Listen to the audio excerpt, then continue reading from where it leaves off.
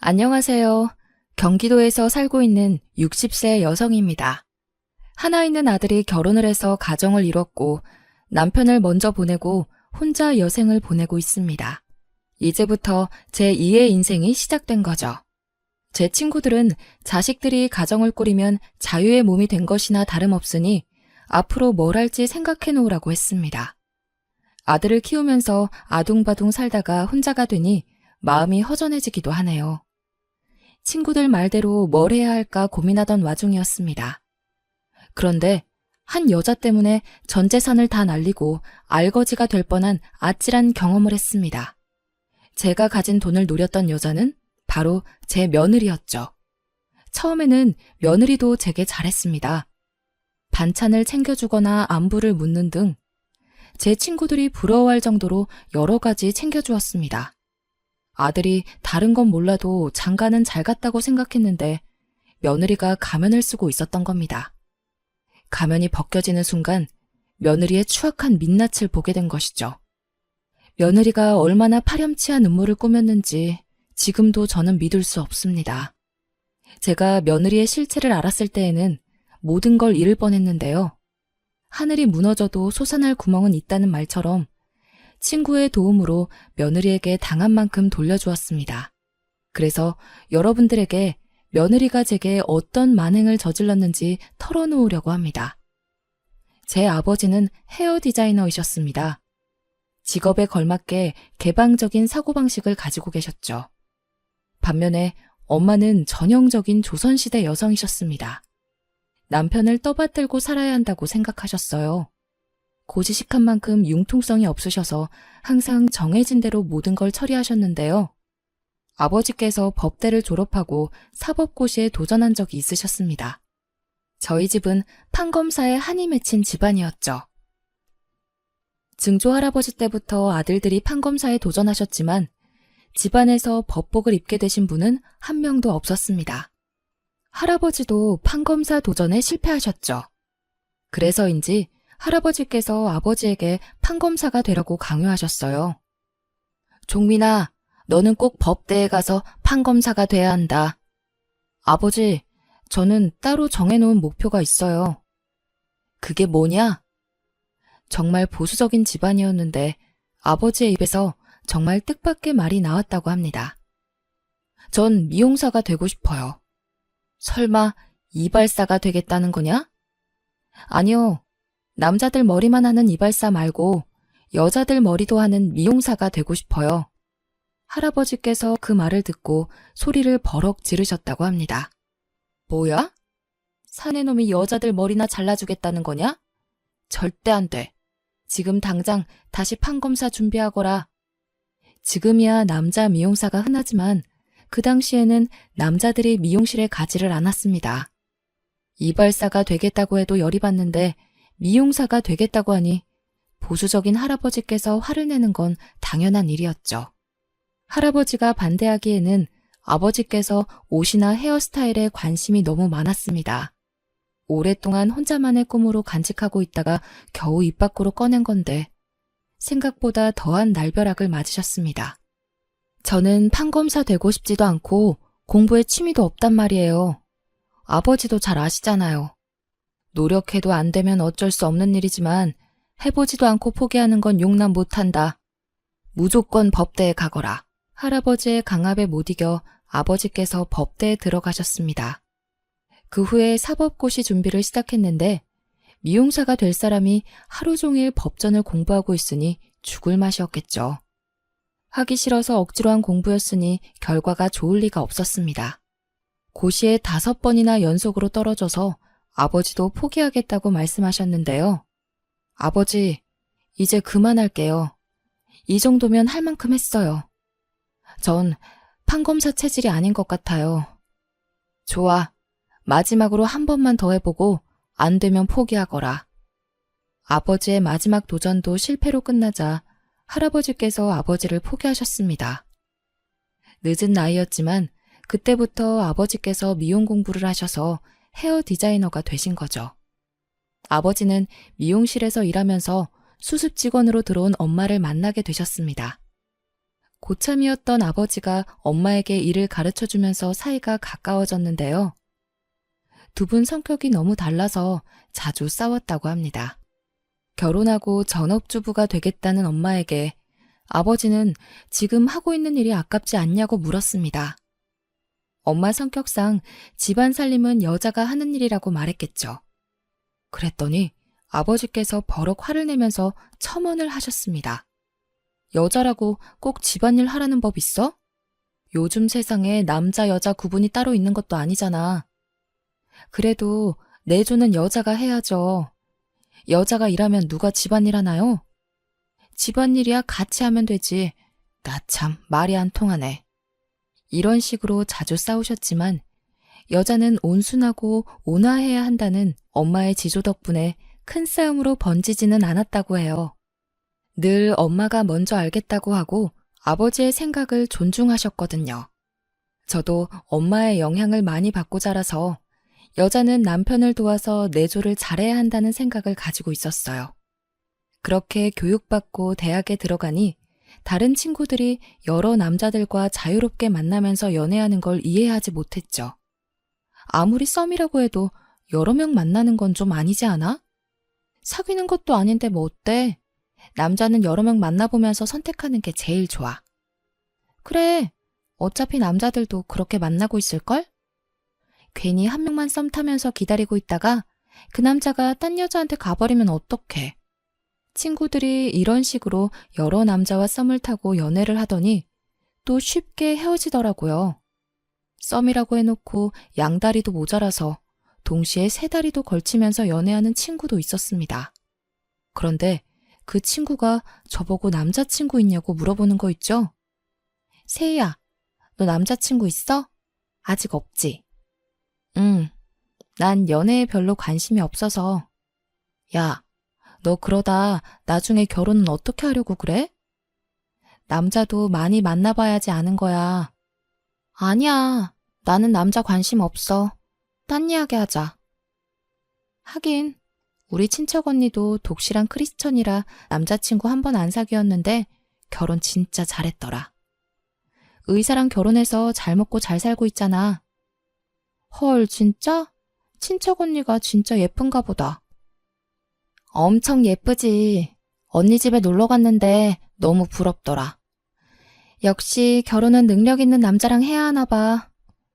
맞아. 잘생긴 놈이랑 결혼해봤자 하나도 소용없대. 역시 돈이 최고인가 봐. 그래서 나는 돈 많은 놈이랑 결혼하려고. 엄청 못생겼어도? 당연하지.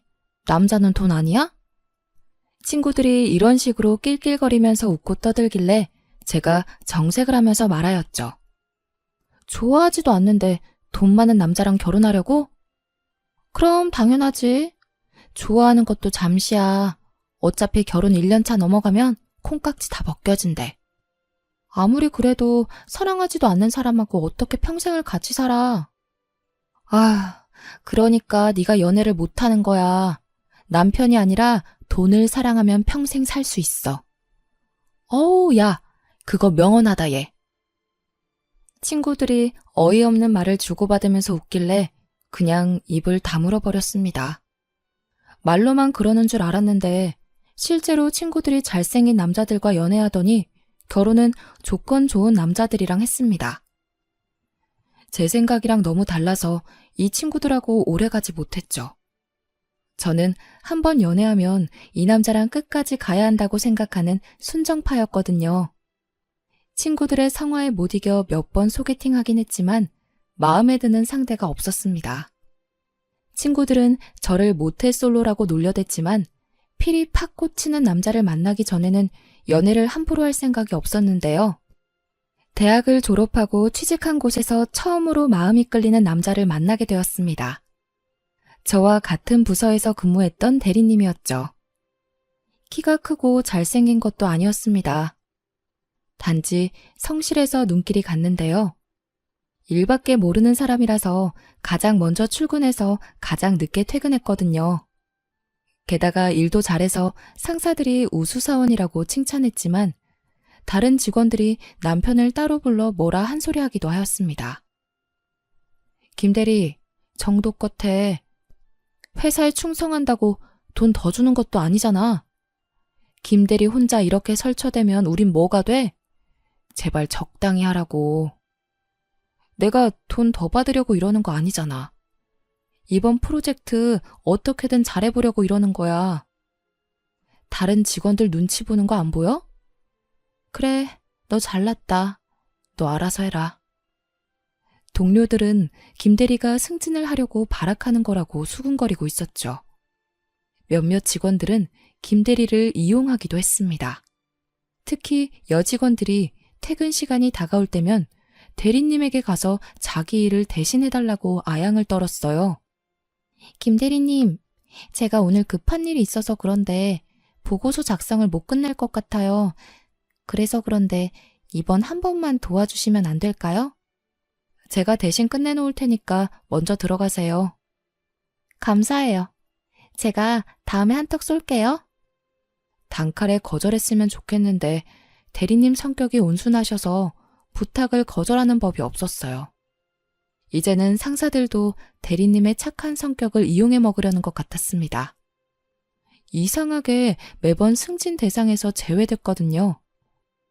인사과장과 저희 부서 팀장이 휴게실에서 하는 대화를 우연히 듣게 됐는데 그 대화를 들어보니 대리님께서 왜 매번 승진에 실패하는지 알 것 같더군요.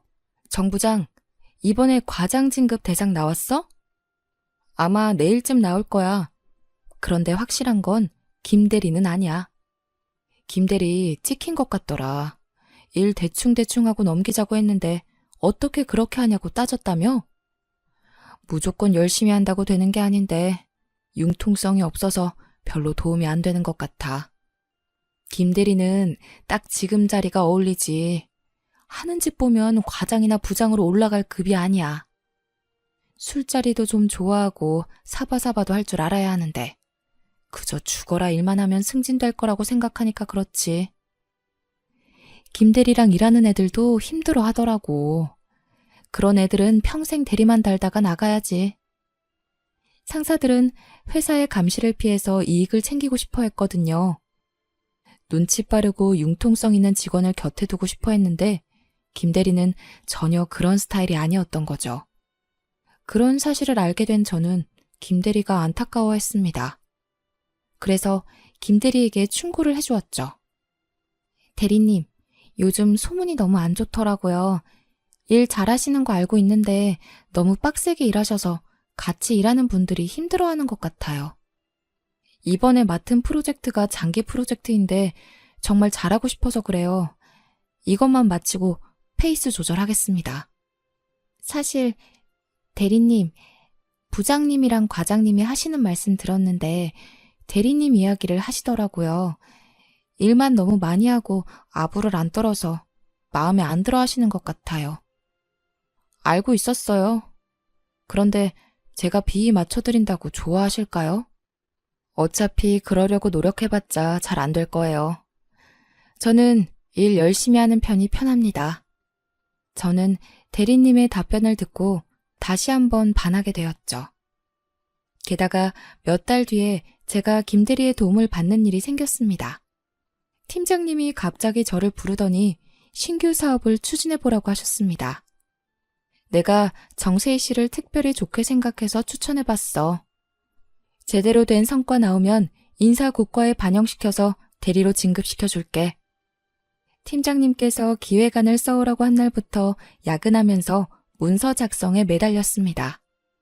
보름이 넘도록 현장에 나가서 자료를 모으고 분석했는데요. 이제 임원들 앞에서 기획서를 발표해야 하는데 기획서를 완성시키지 못한 거예요. 아직 경험이 부족한 제게는 어려운 일이었습니다. 그때 대리님이 구세주처럼 등장한 것이죠. 세희 씨, 뭐 때문에 이렇게 힘들어하세요? 제가 좀 도와드릴까요? 아, 네. 데이터는 다 모았는데 사업 전망에 대해 어떻게 잡아야 할지 막막하네요. 어디 한번 봐요. 대리님이 제가 만들어 놓은 문서를 꼼꼼하게 확인하더니 문제점을 찾아내서 수정하는 작업을 도와주셨습니다. 자기 업무까지 제쳐두고 일주일 동안 제 일에 매달리셨죠. 덕분에 제가 봐도 완벽한 기획서가 완성되었습니다. 예상했던 대로 기획안 발표도 대성공이었는데요. 팀장님께서 약속한 대로 인사국과에 반영해 주신다고 하더라고요. 그래서 제가 대리님 이야기를 꺼냈습니다. 팀장님, 사실 이번 기획서는 김 대리님 도움을 많이 받았습니다. 그러니 인사고과에 대리님 실적으로 올려주세요. 그래? 김 대리가 일을 이렇게 잘했어?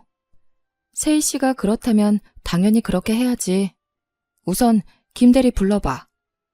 제가 대리님한테 가서 자초지종을 설명하니까 깜짝 놀라셨습니다. 바로 팀장님께 가서 자기가 한 게 아니라고 하더라고요. 팀장님, 세희 씨가 너무 겸손하게 말씀하셔서 오해를 하신 것 같습니다. 전 그냥 검토만 해줬고 세희 씨가 혼자서 한 기획안입니다. 아니, 대리님께서... 세희 씨, 일단 나 좀 볼까요? 대리님께서 저를 따로 불러서 제가 한 거라고 단정 짓더군요. 저는 너무 감사해서 승진할 수 없다고 했지만 대리님께서 끝까지 제가 잘한 거라고 하셨습니다. 그래서 결국 대리로 승진할 수 있게 되었는데요. 그때부터 대리님을 좋아하는 마음이 깊어지게 되었습니다. 혼자서 짝사랑하다가 음료수와 함께 식사 대접을 하고 싶다는 쪽지로 고백하였죠. 저는 승진할 수 있게 도와주신 일이 아직도 생각난다는 핑계로 대리님과 개인적으로 식사를 하고 연락을 했습니다. 그날을 계기로 몇 번의 데이트를 반복하다가 1년의 교제 끝에 결혼을 하게 되었습니다. 결혼 후 맞벌이를 하면서 20년 만에 내 집 마련의 꿈을 이루기도 했는데요. 하지만 남편은 우리 부부가 마련한 집에서 세상을 뜨고 말았습니다. 간암으로 허망하게 세상을 뜨고 말아서 몇 년을 슬퍼했죠. 평생 일만 하다가 몸이 고장난 것도 모르고 간암에 걸린 것이었습니다. 손 쓸 수 없이 커진 통증 때문에 병원에 갔는데 이미 치료 시기를 한참 놓친 뒤였습니다. 의사가 손을 쓸 방법이 없다고 하는 바람에 집에서 요양하며 시한부 인생을 보냈죠. 남편을 보낸 뒤에는 아들에게 의지하면서 살았습니다. 어릴 때부터 수학과 과학을 좋아했던 아들이 공대에 들어갔고 공대를 졸업한 뒤 자동차 회사의 기술연구소 연구원으로 들어가게 되었어요. 저희 아들은 아버지의 영향을 받아서 그런지 참 성실했습니다. 여자 만나는데 시간을 쓰지 않고 오직 일만 했죠. 그래서 제가 연애라도 해보라고 권유하기도 하였습니다. 아들, 이제 슬슬 연애하면서 쉬어봐. 이렇게 일만 하다가 몸 상한다. 연애는 무슨, 아직 결혼할 생각 없어. 일단 자리 잡고 가정 꾸릴 수 있으면 연애 생각도 그때 해볼 거야. 아들 나이가 30이 넘어가고 있는데 연애 한 번 안 해본 것 같더라고요. 그래서 제가 결혼은 언제 할 거냐고 재촉했습니다. 그럴 때마다 아들은 늘 아직 멀었다고만 대답했죠. 그러다 몇 년 뒤에 선임 연구원이 되자 아들이 결혼정보회사에 가입하게 되었습니다. 아들이 결혼정보회사를 통해 여러 번 소개팅을 해보았지만 별 성과가 없었다고 합니다. 이러다 아들이 영원히 결혼 못하는 거 아닌가 싶어서 애간장이 탈 때쯤이었습니다. 아들이 제게 마음에 드는 여자를 만났다고 하더군요. 이번에 결혼정보회사에서 웹디자이너를 소개시켜줬는데 똑똑하고 야무져 보이더라고. 커리어에 자부심도 있어 보여서 진지하게 만나보고 싶어. 그래, 제발 좀 만나봐라. 여자는 뭐라고 해? 너 마음에 든대? 뭐, 내가 마음에 든다고 하던데? 그럼 됐다. 잘해봐라. 괜히 쓸데없는 건 물어봐서 말 실수하지 말고. 여자를 만나본 적이 없어서 차이고 돌아오는 건 아닐까 싶었는데 제 우려와 다르게 데이트를 잘하고 돌아온 것 같았습니다. 그 뒤로 여러 번 데이트를 하더니 정식으로 만나보고 있다고 하더군요. 그리고 3개월 후에 아들이 며느리가 될 사람이라고 결혼정보회사에서 만난 여자를 집으로 데리고 왔습니다. 안녕하세요, 어머님. 김수경이라고 합니다. 그래, 수경아. 오느라 고생 많았다. 얼른 여기 와서 앉아라. 네, 어머님. 오빠한테 살림 잘한다고 들었는데 집이 진짜 깔끔하네요. 제가 어머님께 배워야겠어요. 며느리가 어색해하는 저를 위해 과분한 칭찬을 해주더라고요. 살림 칭찬은 물론 제 피부 칭찬까지 해주며 친근하게 다가왔습니다. 성격이 밝고 싹싹해 보여서 저는 마음에 쏙 들었죠. 아들 녀석도 제가 좋아하는 모습을 보았는지 며느리가 간 뒤에 어떤 것 같냐고 묻더군요. 엄마, 수경이 어때? 성격도 좋고 예쁘지? 나는 아주 마음에 든다. 너만 좋다면 당장이라도 며느리 삼고 싶어. 일 잘하고 똑똑해. 얼마 전에 승진했다고 하더라고. 나도 수경이만 괜찮으면 빨리 결혼하고 싶어. 그래, 네가 나이도 있으니 될 수 있으면 빨리 해라. 며느리도 아들에게 확신이 있었는지 상견례 자리를 가지자고 했습니다. 그리고 2달 뒤에 결혼식을 올리고 부부가 되었죠. 아들이 일하는 연구소가 경기도에 있어서 그 근처로 집을 구하게 되었습니다. 처음에는 좋은 집을 사려고 했지만 며느리의 반대로 작은 전셋집을 구해서 신혼생활을 시작했습니다.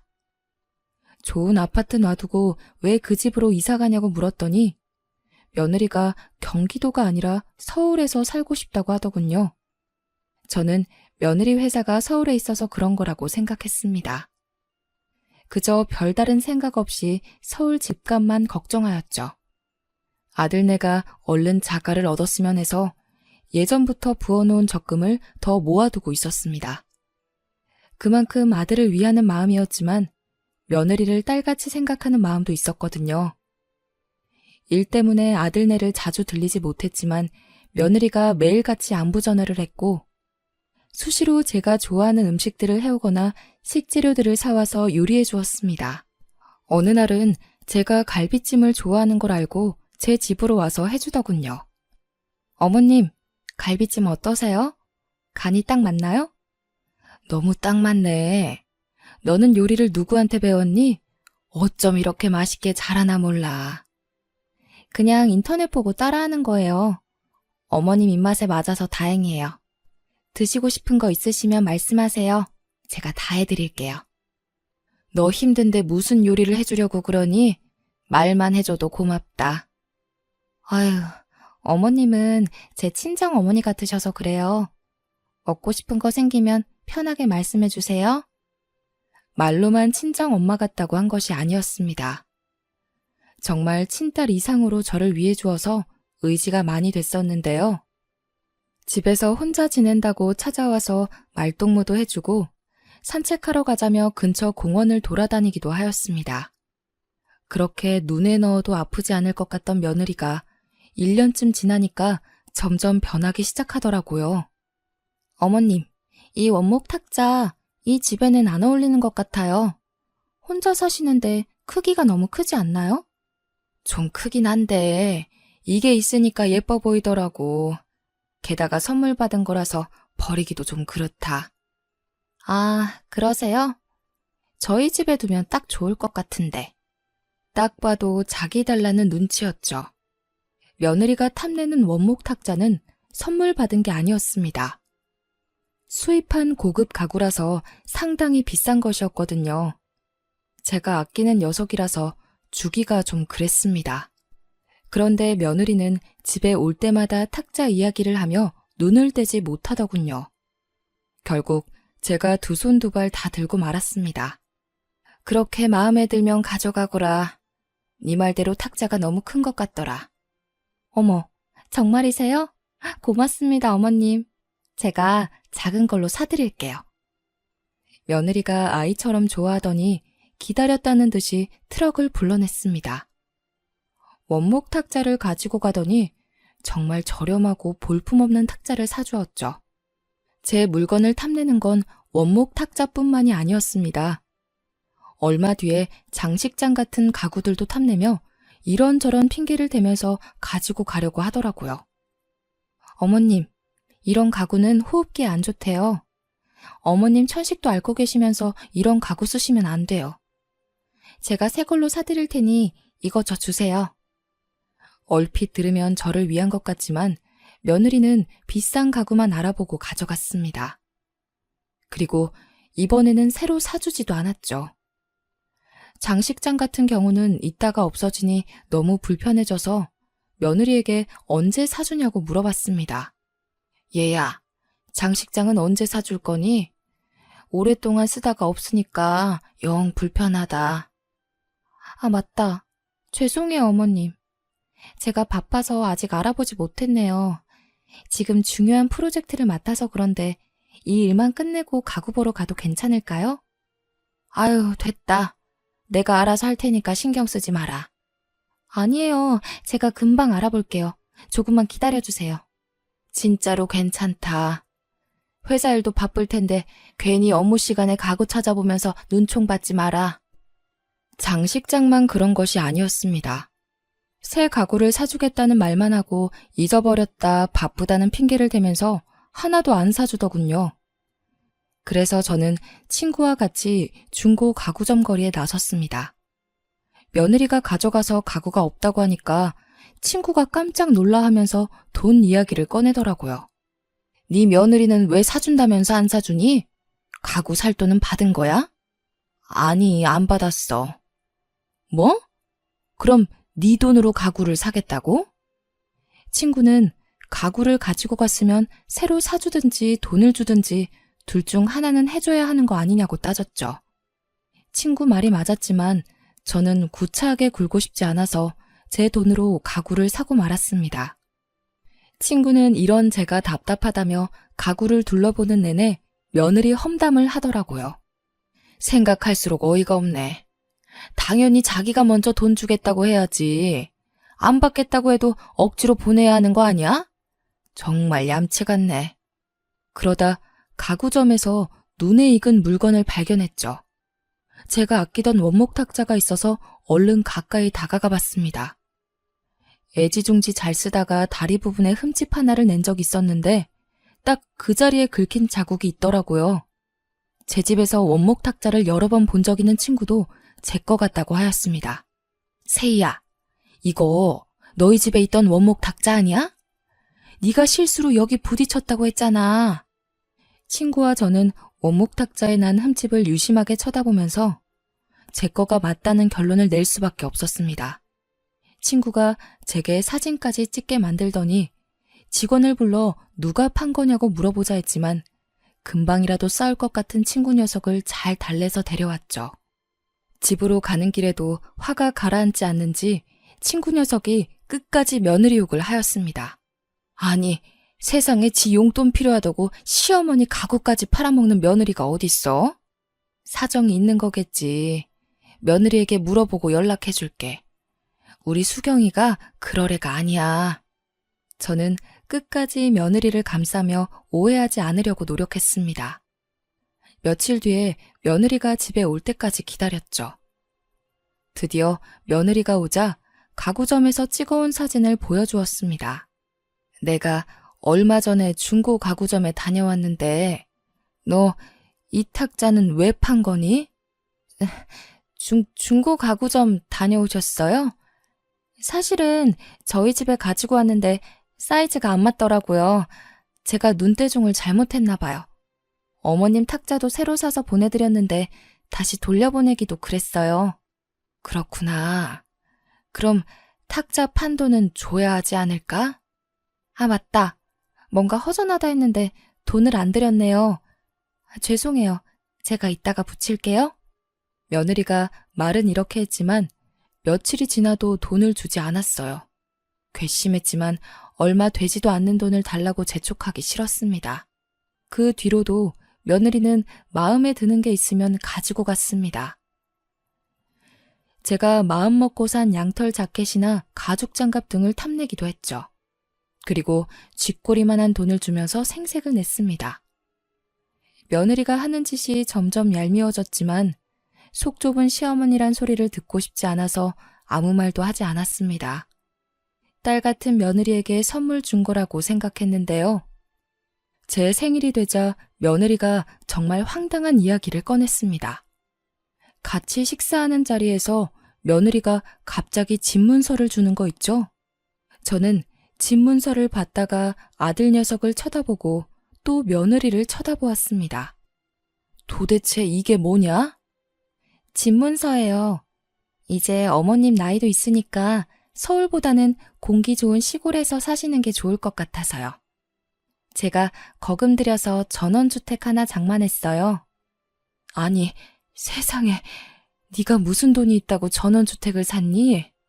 그 말 한마디에 그동안 쌓인 불만이 사르륵 녹아내리더라고요. 제가 감동받은 눈빛으로 며느리를 쳐다보니까 조건을 하나 내걸었습니다. 대신 어머님 사시는 집은 저한테 주세요. 전원주택으로 이사 가시면 서울 집은 필요 없잖아요? 맞아.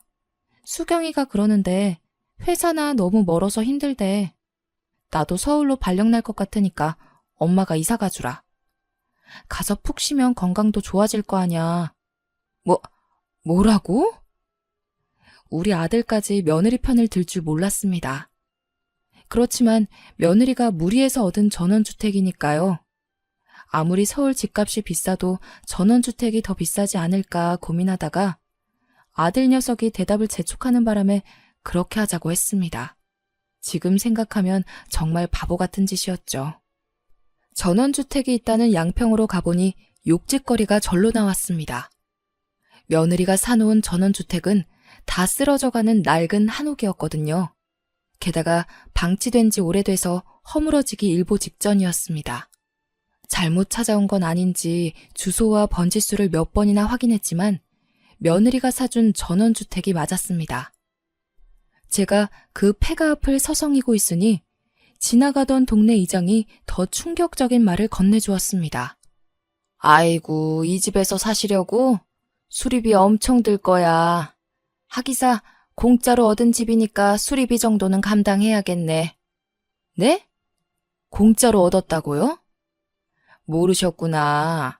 집주인이 거의 거저내놨어. 여기서 사람이 죽어서 아무도 안 오려고 했거든. 이장이 하는 말을 들어보니 이 집을 산 사람이 폐가를 보자마자 마을 회관을 찾아왔다고 합니다. 이장에게 집주인을 만나게 해달라고 하더니 대뜸 소문 이야기를 꺼냈다고 하더군요. 여기서 사람이 죽지 않았냐고 거저달라고 우기길래 기억하고 있었다고 합니다. 결국 집주인도 집이 팔리지 않아 며느리에게 집을 거저주었다고 하죠. 그러면서 집주인이 마을 이장에게 이 말까지 했다고 합니다. 안 그래도 사람 죽었다는 소문이 나서 세금만 따박따박 물고 있어서 철거해버리려고 했어요. 너무 싸게 준 것 같은데 가지고 있는 것보다 낫죠 뭐. 마을 이장에게 이 말을 듣는 순간 화가 치밀어 올라서 견딜 수가 없었습니다. 이런 폐가를 거금 들여서 산 전원주택이라고 속이다뇨. 게다가 제 집까지 빼앗아서 이성을 잃고 말았습니다.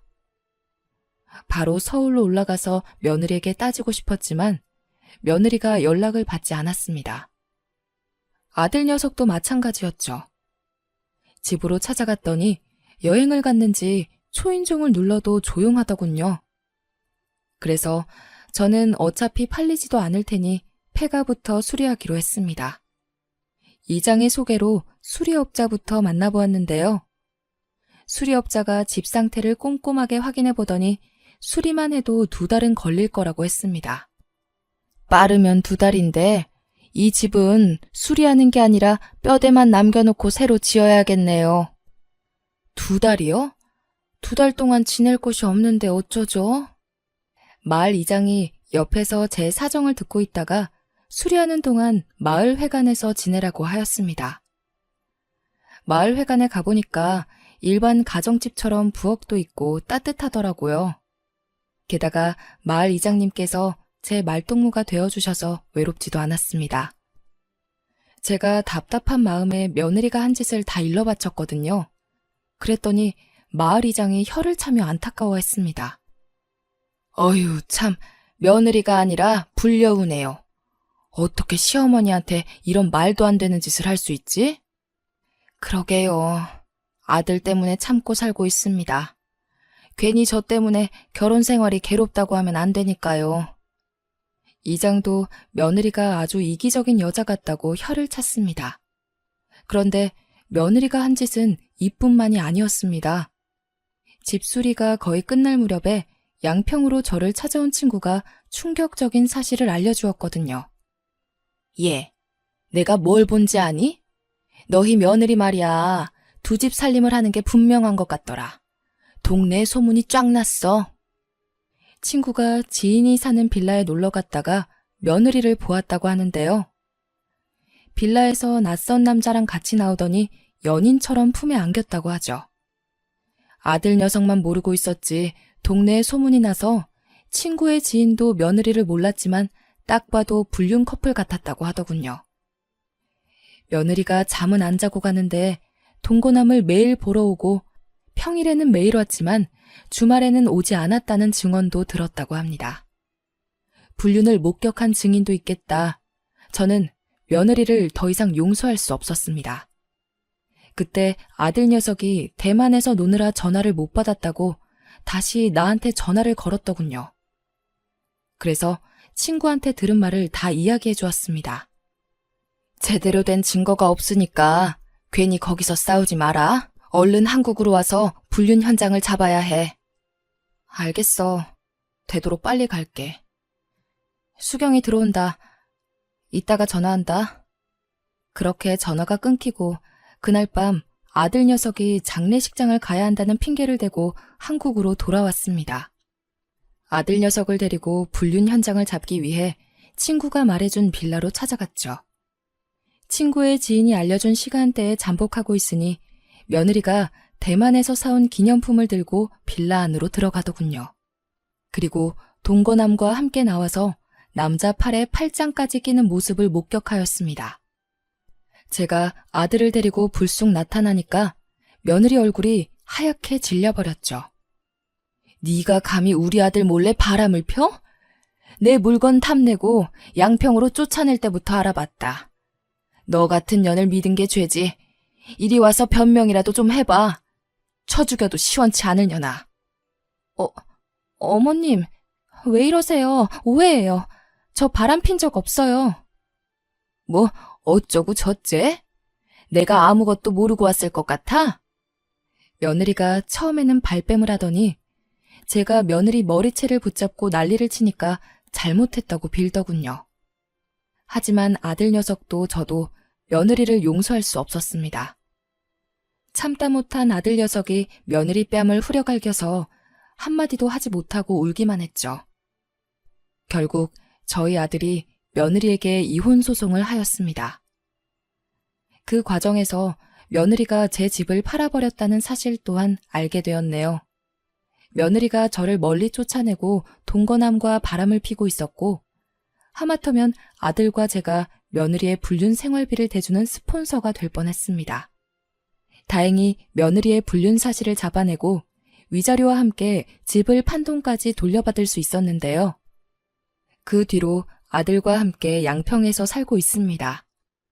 아들 녀석이 이혼한 후유증이 커서 회사를 휴직하고 양평에서 잠시 쉬고 싶다고 했거든요. 오랜만에 아들 녀석이랑 삼시세끼를 먹고 산책도 하면서 대화도 많이 나누고 있습니다. 재혼할 생각 있냐고 물어보니까 없다고 하더군요. 재혼은 무슨 재혼이야. 나는 연애할 생각도 없어. 여자들을 못 믿겠어. 수경이가 나한테 이럴 줄 정말 몰랐고. 나는 자기가 모은 돈으로 엄마한테 전원주택을 사준다고 하길래 정말 효녀라고 생각했거든. 그런데 아니었어. 아직까지 엄마 생각하는 척 나한테 생색내던 게 잊혀지지 않아. 아들이 금방이라도 울 것 같길래 연애만 하면서 살라고 말해두었습니다. 저는 똥 밟았다고 생각하려고 하는데 아들 녀석은 아직까지 힘들어하고 있네요. 어떻게 하면 아들 녀석이 금방 회복하고 여자들과 연애하면서 즐길 수 있게 될지 조언해 주시면 좋겠네요. 여기까지 사연 들어주셔서 감사합니다.